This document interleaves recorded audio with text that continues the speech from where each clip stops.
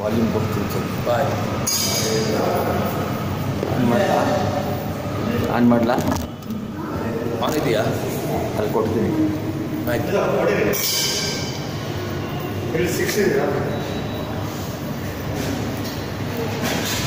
ಶುರುವಾಗಿದೆ. ಕಡಕೊಡ ಪ್ರವಣಲ್ಲಿ ಕಡಕೊಡ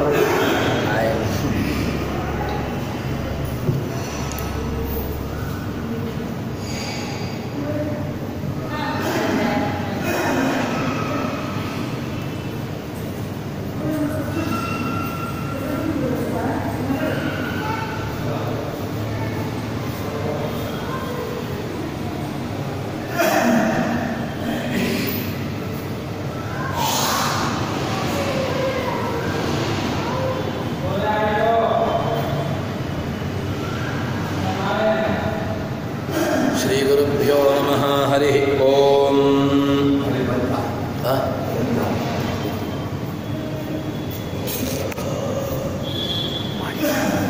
ಶ್ರೀ ಗುರುಭ್ಯೋ ನಮಃ. ಹರಿ ಓಂ. ಯೋಂತಃ ಪ್ರವಿಶ್ಯ ಮಮ ವಾಚಮಿಮಾಂ ಪ್ರಸಪ್ತಾಂ ಸಂಜೀವಯತ್ಯಖಿಲಶಕ್ತಿಧರಸ್ವಧಾಮ್ನಾ ಅನ್ಯಾಂಶ್ಚ ಹಸ್ತಚರಣಶ್ರವಣತ್ವಗಾದೀನ್ ಪ್ರಾಣಾನ್ ನಮೋ ಭಗವತೆ ಪುರುಷಾಯ ತುಭ್ಯಂ. ಭವತ್ಯದನುಭಾವಾದ್ಯಡಮೋಕೋऽಪಿ ವಾಗ್ಮಿ ಜಡಮತಿರಪಿ ಜಂತುರ್ಜಾಯತೆ ಪ್ರಾಜ್ಞಮೌಲಿಃ.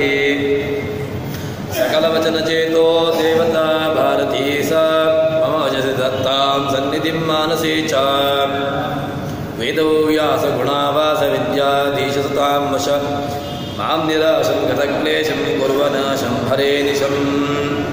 विज्ञानरोचिः परिपूरितान्तर्बाह्याण्डकोशं हरितोपलापं तर्काभयैतं विदिशर्वपूर्वगीर्वाणं ज्ञानदमानतोऽस्मि.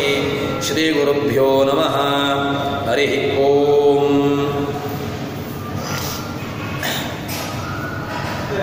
ವೇದವ್ಯಾಸ ಜಯಂತಿಯ ಪರ್ವಕಾಲ ಸ್ವಲ್ಪ ಹೊತ್ತು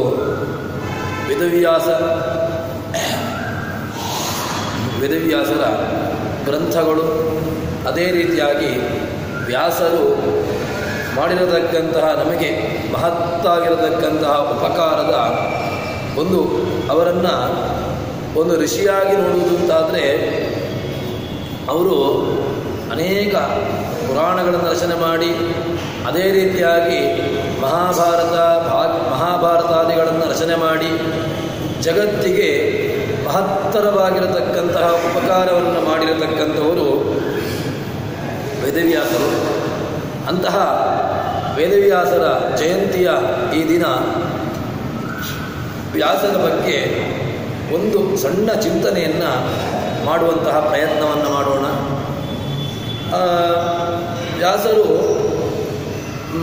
ಅನೇಕ ಪುರಾಣಾದಿಗಳನ್ನು ರಚನೆ ಮಾಡಿ ಅದರ ಒಂದು ನಿರ್ಣಯವನ್ನು ಮಾಡುವುದಕ್ಕೋಸ್ಕರವಾಗಿ ತಾವು ಸೂತ್ರಗಳನ್ನು ರಚನೆ ಮಾಡ್ತಾರೆ. ವೇದಗಳಿಗೆ ನಿರ್ಣಾಯಕವಾಗಿರತಕ್ಕಂಥವು ವೇದವನ್ನು ವಿಭಾಗ ಮಾಡ್ತಾರೆ. ಚತುರ್ಧ ವಿಭಜಸ್ತಾಂಶ ಅಂತ ಹೇಳಿಕೊಂಡು 4 ರೀತಿಯಾಗಿ ವೇದಗಳನ್ನು ವಿಭಾಗ ಮಾಡಿ ಕೊಡ್ತಾರೆ. ಋಗ್ವೇದ, ಯಜುರ್ವೇದ, ಸಾಮವೇದ, ಅಥರ್ವವೇದ ಅಂತ ಹೇಳಿಕೊಂಡು 4 ವಿಧವಾಗಿರತಕ್ಕಂತಹ ವೇದಗಳನ್ನು ನಮಗೆ ನೀಡ್ತಾರೆ. ಆದರೆ ಅನೇಕ ಅನಂತಹ ವೈವೇದ ಅಂತ ಹೇಳಿದ ಹಾಗೇನೆ ವೇದಗಳು ಕೇವಲ 4 ಅಲ್ಲ, ಅನಂತವಾಗಿರತಕ್ಕಂತಹ ವೇದಗಳು. ಅದರಲ್ಲಿ ನಮ್ಮಂತಹ ಸಜ್ಜನರಿಗೆ ಅದನ್ನು ಅರ್ಥ ಮಾಡಿಕೊಳ್ಳಬೇಕು, ಅದನ್ನು ಅಧ್ಯಯನ ಮಾಡಬೇಕು ಎಂಬಂತಹ ದೃಷ್ಟಿಯಿಂದಾಗಿ ವ್ಯಾಸರು 4 ನಮಗೆ ನೀಡ್ತಾರೆ. ತದನಂತರದಲ್ಲಿ ಆ 4 ತಮ್ಮ ಶಿಷ್ಯಂದಿರ ಮೂಲಕವಾಗಿ ಅದನ್ನು ಜಗತ್ತಿಗೆ ವಿಸ್ತರಿಸ್ತಾರೆ. ಅದರ ಆ ವೇದಗಳ ನಿರ್ಣಯವನ್ನು ಮಾಡುವುದಕ್ಕೋಸ್ಕರವಾಗಿ ವೇದವ್ಯಾಸರು ಸೂತ್ರವನ್ನು ರಚಿಸ್ತಾರೆ. ಬ್ರಹ್ಮ ಸೂತ್ರ ಅಂತ ಹೇಳಿಕೊಂಡು ಆ ವ್ಯಾಸರು ಆ ಸೂತ್ರವನ್ನು ರಚನೆ ಮಾಡ್ತಾರೆ. ಈ ಸೂತ್ರಗಳು ಯಾಕೆ ಅಂತ ಕೇಳಿದರೆ, ನಾವು ವೇದವನ್ನು ಅರ್ಥ ಮಾಡಿಕೊಳ್ಳಿಕ್ಕಾಗೋದಿಲ್ಲ. ಆ ವೇದವನ್ನು ನಾವು ಮಂದಮತಿಗಳಾಗಿರತಕ್ಕಂಥವರು ಆ ವೇದಕ್ಕೆ ಯಾವ ರೀತಿಯಾಗಿ ಅರ್ಥವನ್ನು ಮಾಡಬೇಕು ಅಂತ ಹೇಳಿದರೆ ಅದಕ್ಕೆ ಒಂದು ದಿಕ್ಕನ್ನು ತೋರಿಸಿಕೊಟ್ಟಂಥವರು ವೇದವ್ಯಾಸರು. ಈ ಸೂತ್ರವನ್ನು ರಚನೆ ಮಾಡಿ ತನ್ಮೂಲಕವಾಗಿ ವೇದ ಉಪನಿಷತ್ತುಗಳಿಗೆ ಈ ರೀತಿಯಾಗಿ ಅರ್ಥವನ್ನು ಮಾಡಬೇಕು ಅಂತ ಹೇಳಿಕೊಂಡು ತೋರಿಸಿಕೊಟ್ಟಂಥವರು. ಅದಕ್ಕೆ ಭಾಷ್ಯವನ್ನು ಆಚಾರ್ಯ ಮಧ್ವರು ರಚಿಸ್ತಾರೆ. ಆದರೆ ಒಂದು ಈ ವೇದವ್ಯಾಸರು ಯಾವ ಕಾರಣಕ್ಕೋಸ್ಕರವಾಗಿ ತಾವು ಜ್ಞಾನವು ಒಂದು ವೇದಾರ್ಥ ನಿರ್ಣಾಯಕವಾಗಿರ್ತಕ್ಕಂತಹ ಸೂತ್ರಗಳನ್ನು ಯಾವ ಕಾರಣಕ್ಕಾಗಿ ರಚನೆ ಮಾಡಿದ್ರು ಅಂತ ಹೇಳಿದರೆ ಅದರ ಒಂದು ಹಿನ್ನೆಲೆಯನ್ನು ನೀಡುತ್ತಾರೆ. ದ್ವಾಪರೇ ಸರ್ವತ್ರ ಜ್ಞಾನ ಆಕುಲೀಭೂತಿ.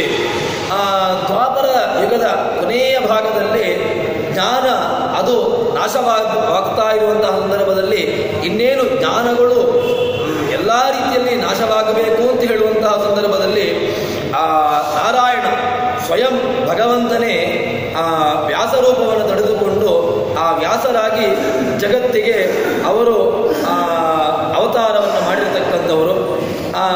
ವ್ಯಾಸರು ಒಂದು ಮಹಾಭಾರತಾದಿಗಳನ್ನು ರಚನೆ ಮಾಡ್ತಾರೆ.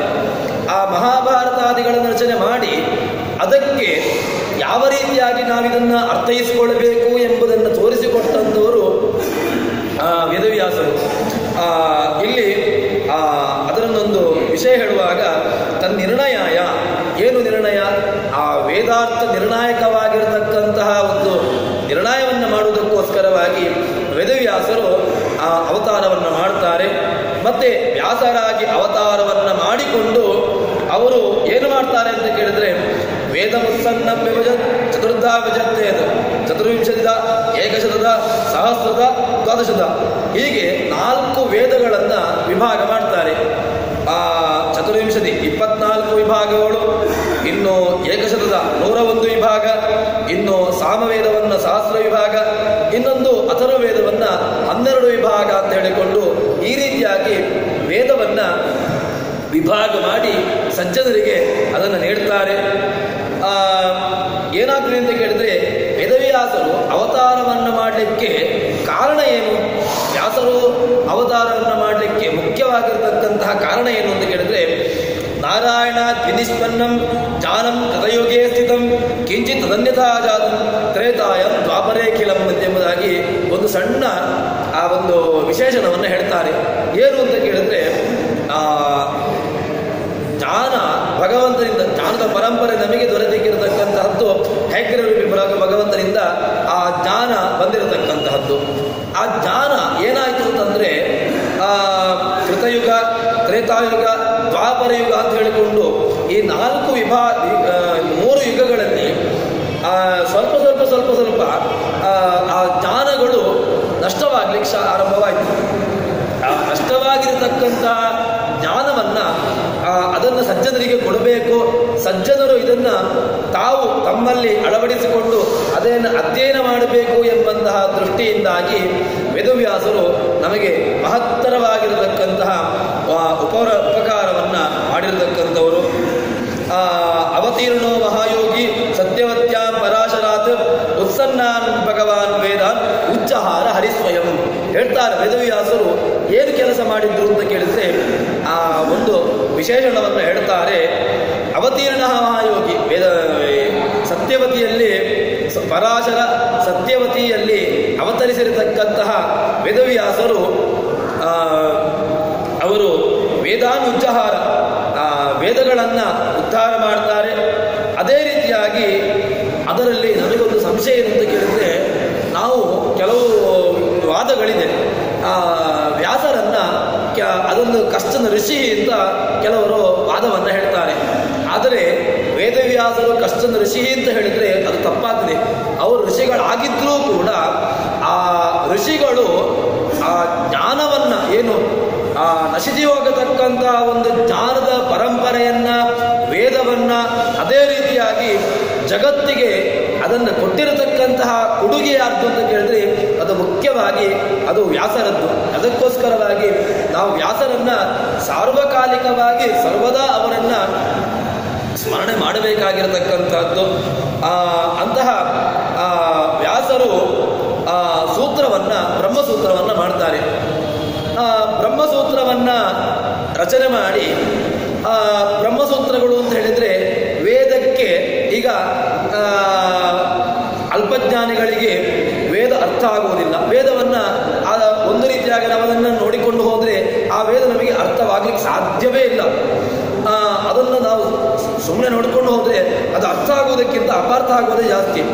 ಅದಕ್ಕೋಸ್ಕರ ವ್ಯಾಸರು ಅದಕ್ಕೊಂದು ಕೈಗನ್ನಡಿಯನ್ನು, ಒಂದು ದೀಪವನ್ನು ಕೊಟ್ಟಿರತಕ್ಕಂತಹವರು ವ್ಯಾಸರು, ವೇದವ್ಯಾಸರು. ಇಲ್ಲಿ ನಾವು ಒಂದು ವಿಶೇಷಣವನ್ನು ಹೇಳ್ತಾರೆ. ಏನು ಅಂತ ಕೇಳಿದ್ರೆ, ಈಗ ನಾವು ವ್ಯಾಸ ಅಥವಾ ಇನ್ನಿತರ ಶಬ್ದಗಳನ್ನು ಹೇಳುವಾಗ ಅದು ಕೇವಲ ವ್ಯಾಸರನ್ನೇ, ವ್ಯಾಸರು ಅಂತ ಹೇಳಿದ್ರೆ ಅದು ವೇದವ್ಯಾಸರು. ಯಾಕೆ ಅಂತ ಹೇಳಿದ್ರೆ ಅದಕ್ಕೊಂದು ಪ್ರಮಾಣವನ್ನು ಹೇಳ್ತಾರೆ. ನಿರ್ವಿಶೇಷದ ಸೂತ್ರತ್ವ ಬ್ರಹ್ಮಸೂತ್ರಸ್ಯ ಚಾಪ್ಯತೆ ಯಥಾ ವ್ಯಾಸತ್ವಮೇಕಸ್ಯ ಕೃಷ್ಣಸ್ಯಾನ್ಯೇ ವಿಶೇಷಣಾತ್. ಒಂದು ಈ ವಿಶೇಷಣವನ್ನು ಹೇಳ್ತಾರೆ. ಏನರ್ಥ ಅಂತ ಕೇಳಿದ್ರೆ ಈ ಶ್ಲೋಕಕ್ಕೆ ನಿರ್ವಿಶೇಷದ ಸೂತ್ರತ್ವ. ಈಗ ಸೂತ್ರ ಸೂತ್ರ ಸೂತ್ರ ಅಂತ ಹೇಳ್ತೇವೆ. ಸೂತ್ರಗಳು ಅಂತ ಹೇಳಿದಾಗ ಏನು ಸೂತ್ರಗಳು? ಸೂತ್ರಗಳು ಅಂತ ಹೇಳಿದ್ರೆ ಮುಖ್ಯವಾಗಿರತಕ್ಕಂತಹ ಸೂತ್ರಗಳು ನಮಗೆ ವ್ಯಾಕರಣ ಸೂತ್ರ ಇದೆ. ಅದೇ ರೀತಿಯಾಗಿ ಇನ್ನು ಪಾಣಿನಿಯ ಸೂತ್ರ, ಜೈಮಿನಿಯ ಸೂತ್ರ, ಹೀಗೆ ಸೂತ್ರಗಳು ಬೇಕಾದಷ್ಟಿದೆ. ಸೂತ್ರಗಳು ಅಂತ ನಾವು ಕೇವಲ ಯಾವುದೇ ಒಂದು ವಿಶೇಷಣವನ್ನು ಕೊಡದೆ ಸೂತ್ರಗಳು ಅಂತ ಒಂದು ಹೇಳಿದರೆ ಅದು ಮುಖ್ಯವಾಗಿ ಹೇಳುವುದು ಯಾವುದನ್ನು ಅಂತ ಹೇಳಿದ್ರೆ ಅದು ಬ್ರಹ್ಮಸೂತ್ರವನ್ನೇ. ಬ್ರಹ್ಮಸೂತ್ರಗಳು ಅಂತ ಹೇಳಿದ್ರೆ ಯಾವುದು ನಮಗೆ ಬ್ರಹ್ಮನನ್ನ, ಬ್ರಹ್ಮ ಶಬ್ದಕ್ಕೆ ಯಾರು ಅಂತ ಅದು ಮುಂದೆ ಹೇಳ್ತಾರೆ. ನಮಗೆ ಬ್ರಹ್ಮ ಅಂತ ಶಬ್ದ ಹೇಳಿದ ತಕ್ಷಣ ನಮಗೆ ನೆನಪಾಗೋದು ಚತುರ್ಮುಖ ಬ್ರಹ್ಮ, 4 ತಲೆಯವ. ಆ 4 ತಲೆಯ ಬ್ರಹ್ಮನ ನೆನಪಾಗಿದೆ. ಆದರೆ ಬ್ರಹ್ಮ ಶಬ್ದಕ್ಕೆ ಚತುರ್ಮುಖ ಬ್ರಹ್ಮನಲ್ಲಿ ಅಲ್ಲ, ಅದಕ್ಕೆ ಬೇರೆಯದ್ದಾಗಿರತಕ್ಕಂತಹ ಅರ್ಥ ಉಂಟು ಅಂತ ಹೇಳಿಕೊಂಡು ಅದನ್ನು ತೋರಿಸಿಕೊಟ್ಟಿರತಕ್ಕಂಥವರು ವ್ಯಾಸರು. ಇನ್ನು ನಿರ್ವಿಶೇಷ ಸೂತ್ರತ್ವ ಬ್ರಹ್ಮಸೂತ್ರಸ್ಯ, ಸೂತ್ರ ಅಂತ ಹೇಳಿದ್ರೆ ಅದು ಬ್ರಹ್ಮಸೂತ್ರ. ಇನ್ನು ಗೀತೆ ಅಂತ ಹೇಳಿದ್ರೆ ವಿದುರ ಗೀತೆ ಇದೆ, ಮತ್ತೆ ಇನ್ನು ಉದ್ಧವ ಗೀತೆ ಇದೆ, ಇನ್ನು ವೇಣು ಗೀತೆ ಇದೆ, ಭ್ರಮರ ಗೀತೆ ಇದೆ, ಹೀಗೆ ಬೇರೆ ಬೇರೆ ಗೀತೆಗಳಿದೆ. ಆದರೆ ಯಾವ ಗೀತೆಗಳನ್ನು ಕೂಡ ನೀವು ಗೀತೆ ಅಂತ ಒಂದು ಸಣ್ಣ ಮಗುವನ್ನು ಕೇಳಿದ್ರು ಕೂಡ ಅದು ಏನು ಹೇಳ್ತಾರೆ ಗೀತೆ ಅಂತ ಹೇಳಿದ್ರೆ ಒಂದಾ ಭಗವದ್ಗೀತೆ ಅಂತ ಅದು ಹೇಳುವಂಥದ್ದು. ಯಾಕೆ ಅಂತ ಕೇಳಿದ್ರೆ ಗೀತೆಗೆ ಇರತಕ್ಕಂತಹ ಮಹತ್ವನೇ ಹಾಗೆ. ನಾವು ಗೀತೆ ಅಂತ ಹೇಳಿದ ತಕ್ಷಣ ಅದಕ್ಕೆ ನಾವು ವಿಶೇಷವನ್ನು ಹೇಳಬೇಕಾಗಿಲ್ಲ, ಭಗವದ್ಗೀತೆ ಅಂತ. ಬೇರೆ ಎಲ್ಲ ಗೀತೆಗಳಿಗೂ ಕೂಡ ಉದ್ಧವ ಗೀತೆ ಅಂತ ಹೇಳಬೇಕು, ವಿದುರ ಏನು ಭ್ರಮರ ಗೀತೆ, ವೇಣುಗೀತೆ, ಗೋಪಿಗೀತ, ಹೀಗೆ ಪ್ರತ್ಯೇಕವಾಗಿ ಹೆಸರನ್ನೇ ಹೇಳಬೇಕು. ಆದರೆ ಇಲ್ಲಿ ಆಗುವಾಗ ಯಾವುದೇ ವಿಶೇಷಣವನ್ನು ಹೇಳಬೇಕಾಗಿಲ್ಲ. ಗೀತೆ ಅಂತ ಹೇಳಿದ ತಕ್ಷಣ ಅದು ಭಗವಂತ ಹೇಳಿರತಕ್ಕಂತಹ ಯಾವುದು ಭಗವದ್ಗೀತೆಯನ್ನೇ ಗೀತೆ ಅಂತ ಹೇಳುವಂತಹದ್ದು. ಸೂತ್ರ ಅಂತ ಹೇಳಿದ್ರೆ ಅದು ವ್ಯಾಸರು ಮಾಡಿರ್ತಕ್ಕಂತಹ ಬ್ರಹ್ಮಸೂತ್ರವನ್ನೇ ಸೂತ್ರ ಅಂತ ಶಬ್ದದಿಂದ ನಾವು ಹೇಳುವಂತಹದ್ದು. ಹೀಗೆ ಆ ವ್ಯಾಸರ ಉಪಕಾರ ನಮಗೆ ಮಹತ್ತರವಾಗಿರತಕ್ಕಂತಹದ್ದು. ಇನ್ನು ಒಂದು ಅವರು ಮಾಡಿರತಕ್ಕಂತಹ ಒಂದು ಶಬ್ದವನ್ನು ಯಾವುದು ಆರಂಭದ ಸೂತ್ರ ಅಥಾದೋ ಬ್ರಹ್ಮಜಿಜ್ಞಾಸ ಅಂತ ಹೇಳಿಕೊಂಡು ಒಂದು ಬ್ರಹ್ಮಸೂತ್ರ ಆರಂಭವಾಗ್ತದೆ. ಇಲ್ಲಿ ಬ್ರಹ್ಮ ಅಂತ ಹೇಳಿದ ತಕ್ಷಣ ನಮಗೆ ಪ್ರಶ್ನೆ ಬರುವಂತಹದ್ದು ಯಾರು ಬ್ರಹ್ಮ ಅಂತ. ಬ್ರಹ್ಮ ಶಬ್ದ ಅಂತ ಹೇಳಿದ ತಕ್ಷಣ ಚತುರ್ಮುಖ ಬ್ರಹ್ಮನಾಗ್ತಾನೆ. ಬ್ರಹ್ಮ ಶಬ್ದಕ್ಕೆ ಬೇರೆ ಬೇರೆ ಅರ್ಥವನ್ನು ಹೇಳ್ತಾರೆ. ಬೃಹ ಜಾತಿ ಜೀವ ಕಮಲಾಸನ ಶಬ್ದ ರಾಶಿಷು. ಬ್ರಹ್ಮ ಶಬ್ದ ಎಲ್ಲೆಲ್ಲ ಪ್ರಯೋಗ ಇದೆ ಅಂತ ಕೇಳಿದ್ರೆ ಬೃಹ ಜಾತಿ, ಬ್ರಹ್ಮ ಜಾತಿಯನ್ನ ಹೇಳುತ್ತದೆ. ಇನ್ನು ಜಾತಿ ಜೀವ, ಜೀವನನ್ನು ಕೂಡ ಬ್ರಹ್ಮ ಶಬ್ದದಿಂದ ಹೇಳ್ತಾರೆ. ಬೃಹ ಜಾತಿ ಜೀವ ಶಬ್ದ, ಶಬ್ದ ಅಂತ ಹೇಳುವಾಗಲೂ ಕೂಡ ಶಬ್ದ ಬ್ರಹ್ಮ ಅಂತ ಹೇಳ್ತಾರೆ. ಬ್ರಹ್ಮದಿಂದ ಅಲ್ಲಿಯೂ ಕೂಡ ಪ್ರಯೋಗ ಇದೆ. ಬೃಹ ಜಾತಿ ಜೀವ ಶಬ್ದ ಕಮಲಾಸನ, ಕಮಲಾಸನ ಅಂತ ಹೇಳಿದ್ರೆ ಕಮಲದ ಮೇಲೆ ಪದ್ಮವನ್ನ, ಆ ಪದ್ಮದ ಮೇಲೆ ಕೂಳಿರತಕ್ಕಂಥವನು ಬ್ರಹ್ಮ, ಅವನೂ ಕೂಡ ಬ್ರಹ್ಮ ಶಬ್ದದಿಂದ ಹೇಳಲ್ಪಟ್ಟಿದ್ದಾನೆ. ಹೀಗೆ ಬ್ರಹ್ಮ ಶಬ್ದ ಕೇವಲ ಒಂದು ಕಡೆ ಪ್ರಯೋಗ ಇಲ್ಲ, ಬೇರೆ ಬೇರೆ ಕಡೆಗಳಲ್ಲಿ ಪ್ರಯೋಗ ಉಂಟು. ಬೇರೆ ಬೇರೆ ಕಡೆಗಳಲ್ಲಿ ಪ್ರಯೋಗ ಇರುವಾಗ ಬ್ರಹ್ಮ ಶಬ್ದ ಯಾರನ್ನು ಹೇಳ್ತದೆ ಅಂತ ಕೇಳಿದ್ರೆ ಆ ಬ್ರಹ್ಮ ಶಬ್ದಕ್ಕೆ ಮುಖ್ಯವಾಗಿ ಒಂದು ಹೇಳ್ತಾರೆ. ಆ ಬ್ರಹ್ಮ ಶಬ್ದ ಹೇಳುವಂತಹದ್ದು ಅದು ಆ ಭಗವಂತನನ್ನೇ. ಯಾಕೆ ಭಗವಂತನ ಹೇಳ್ತದೆ ಅಂತ ಕೇಳಿದ್ರೆ ಈಗ ಬ್ರಹ್ಮ ಅಂತ ಹೇಳಿದ್ರೆ ಬ್ರಹ್ಮ ಅಂದರೆ ಎಲ್ಲರನ್ನೂ ಕೂಡ ನಿಯಮನೆ ಮಾಡುವವನು. ಯಾರು ನಿಯಮನೆ ಮಾಡತಕ್ಕಂಥವ್ರು? ಯಾರು? ಬೇರೆ ಯಾರೂ ಆಗ್ಲಿಕ್ಕೆ ಸಾಧ್ಯ ಇಲ್ಲ. ಒಬ್ಬ ಹುಟ್ಟಿರತಕ್ಕಂತಹ ಜೀವನನ್ನ ಅವನಿಗೆ ಭಗವಂತ 8 ಮಾಡ್ತಾನೆ. ಯಾವುದು 8 ಅಂತ ಕೇಳಿದ್ರೆ ಸೃಷ್ಟಿ, ಸ್ಥಿತಿ, ಸಂಹಾರ, ನಿಯಮನ, ಜ್ಞಾನ, ಅಜ್ಞಾನ, ಬಂಧ, ಮೋಕ್ಷ. ಈ 8 ಮಾಡುವವನು ಯಾರು ಅಂತ ಒಂದು ಪ್ರಶ್ನೆ ಬರ್ತದೆ. ಏನು ಸೃಷ್ಟಿಯನ್ನು ಮಾಡುವವನು ಯಾರು? ಸ್ಥಿತಿ, ನಿಯಮನ, ಜ್ಞಾನ, ಅಜ್ಞಾನ, ಬಂಧ, ಮೋಕ್ಷ ಎಲ್ಲವನ್ನೂ ಕೂಡ ಮಾಡತಕ್ಕಂಥವರು ಯಾರು ಅಂತ ಪ್ರಶ್ನೆ. ಈ ಎಲ್ಲವನ್ನೂ ಮಾಡುವವನು ಒಬ್ಬ ಬ್ರಹ್ಮ. ಆ ಬ್ರಹ್ಮ ಯಾರು ಅಂತ ಕೇಳಿದ್ರೆ ಅದು ಈ ಚತುರ್ವರ್ಗ ಬ್ರಹ್ಮನೂ ಆಗ್ಲಿಕ್ಕೆ ಸಾಧ್ಯ ಇಲ್ಲ. ಇನ್ನು ಜೀವನಾಗ್ತಾನೆ ಅಂತ ಕೇಳಿದ್ರೆ ಜೀವನಂತೂ ಸಾಧ್ಯವೇ ಇಲ್ಲ. ನಾವು ಪೂರ್ಣವಾಗಿ ನಮ್ಮಲ್ಲಿ ಅಸ್ವಾತಂತ್ರ್ಯ ಗೊತ್ತಾಗ್ತದೆ. ಯಾಕೆ?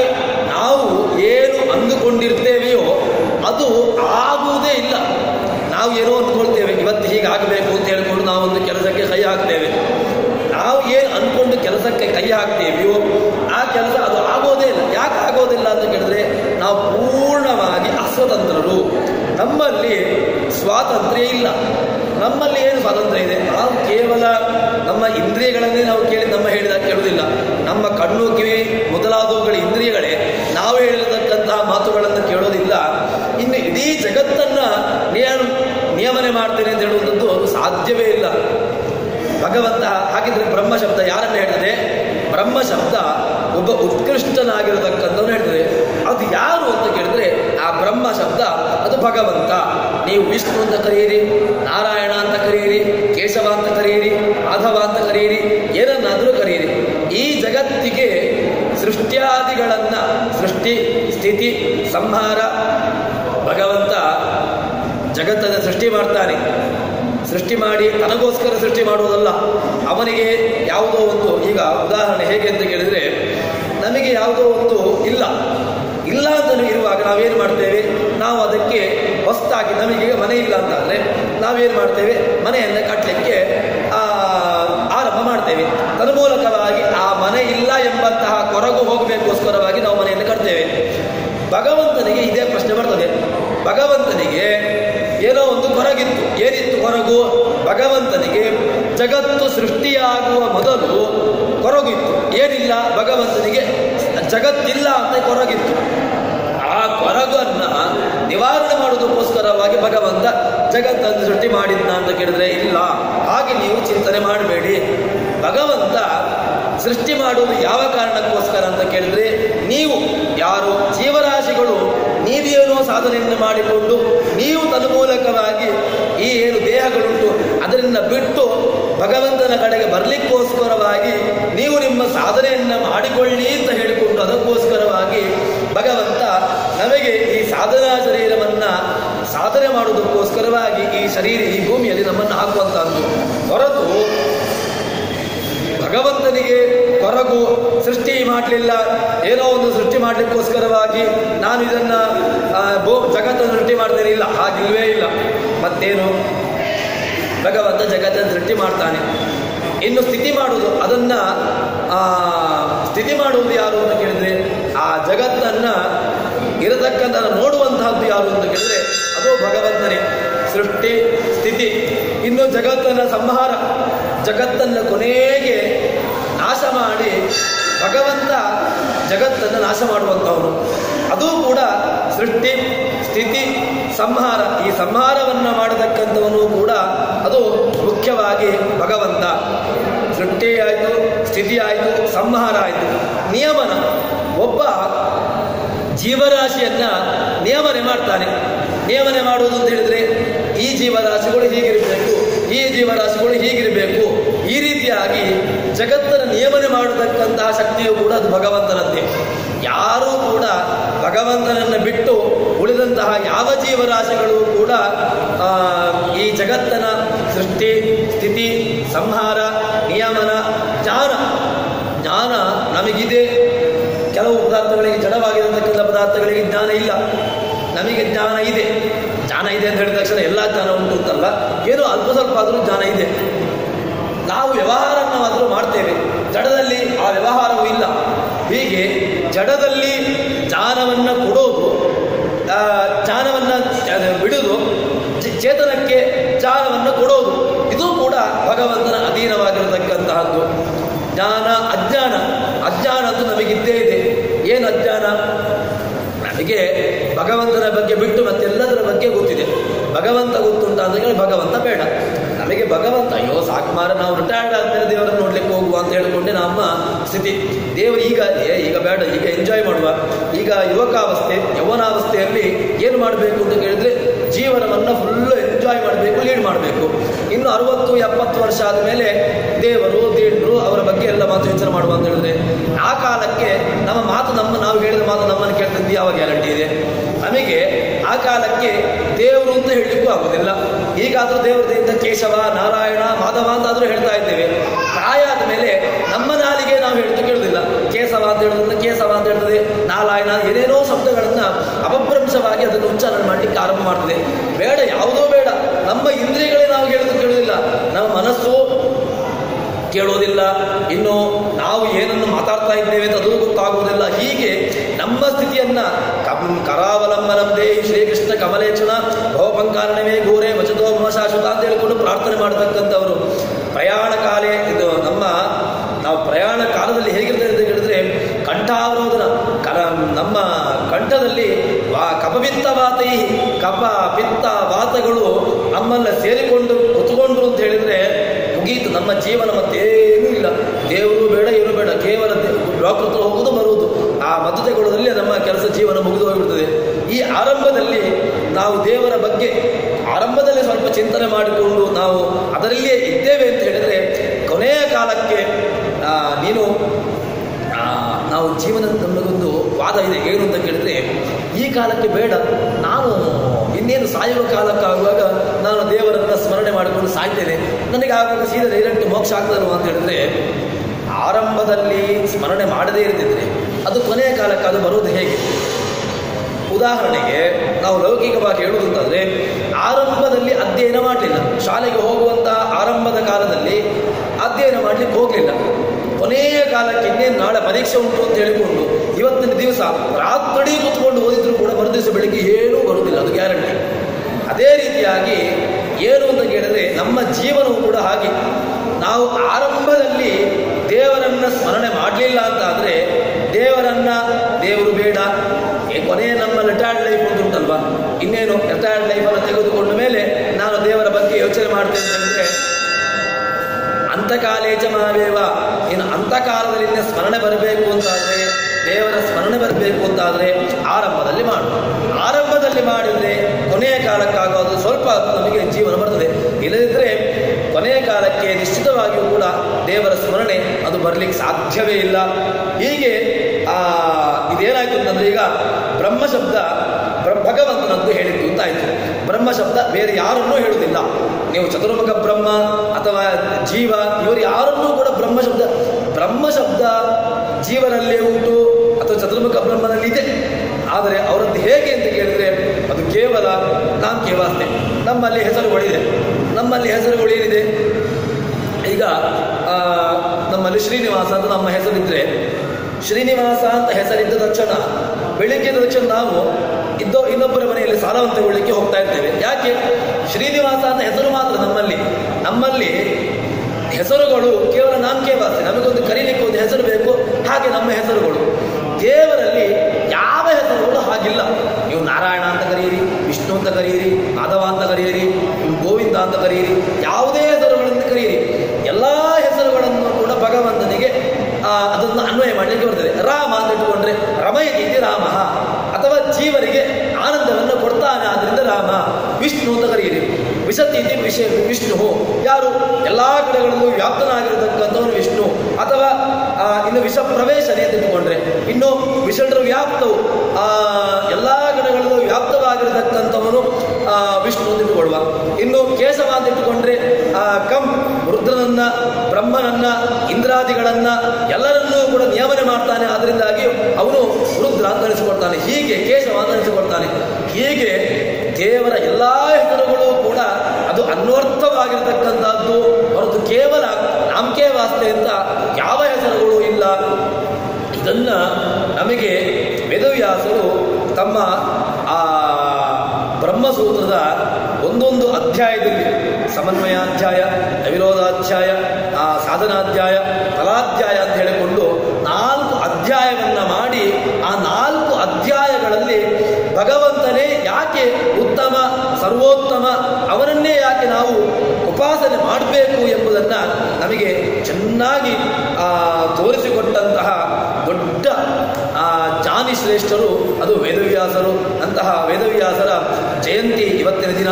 ಆ ವೇದವ್ಯಾಸರ ಜಯಂತಿಯ ಪರ್ವ ದಿನದಂದು ಯಥಾಶಕ್ತಿಯಾಗಿ ಅವರ ಎದುರುಗಡೆಗೆ ಕಿಂಚಿತ್ತು ನಾವು ಅಧ್ಯಯನ ಮಾಡಿರ್ತಕ್ಕಂಥ ಏನೋ ಒಂದೆರಡು ತುಗಲುಗಳನ್ನು ನೋಡಿದ್ದೆ, ಮಾತಾಡಿದ್ದೇನೆ. ಭಗವಂತ ಅದನ್ನು ನನ್ನ ಮಾತುಗಳನ್ನು ಅದರಲ್ಲಿ ಒಳ್ಳೆಯದಿರತಕ್ಕಂತಹದ್ದು ಭಗವಂತನದ್ದು, ಗುರುಗಳದ್ದು, ಅದರಲ್ಲಿರತಕ್ಕಂತಹ ದೋಷಗಳು ನನ್ನದು ಅಂತ ಹೇಳಿಕೊಂಡು ನಮ್ಮ ಇವತ್ತಿನ ದಿವಸ ಪ್ರವಚನವನ್ನು ಶ್ರೀಹರಿಪ್ರೇತ ಶ್ರೀಕೃಷ್ಣಾರ್ಪಣಮಸ್ತು.